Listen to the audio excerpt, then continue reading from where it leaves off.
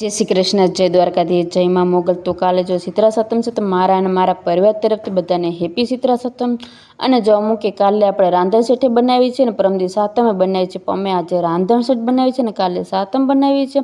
પછી તો કેમ કે અમે કાલે આપણે ટાઢું ખાવાનું એટલે આપણે એક દિવસ આગળ બધું રાંધવું પડે, એટલે આપણે જો રાંધવાની તૈયારી ચાલુ કરી. એમાં પહેલાં અમારે થેપલા બનાવવાના હતા, પછી જીરાપુરી બનાવવાની હતી.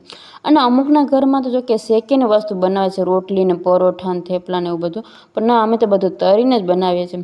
પછી તો જો આપણે બનાવવાના તો મમરાના લાડવા, એટલે તો જો આપણે વારવા બેસી ગઈએ છીએ. અને એક કાથરોળ ભરે એટલે આપણે મમરાના લાડવા બનાવે. પછી તો જો અમારે બનાવવાના તો પકવાન, એટલે કાકીએ જો પકવાન બનાવવાનું ચાલુ કર્યું. અને પકવાન બની ગયો પછી તો જ આપણે ચણાનું શાક બનાવ્યું. અને આજે આખો દિવસ આપણે શું કે રસોઈ બનાવવામાં જ કાઢ્યો છે. ને આપણે એટલી આઈટમ બનાવી છે, જો પકવાન છે, ચણા છે, ખીચડી છે, સોરાફરી છે, થેપલા ને જીરાપુરી ને આવું બધું છે.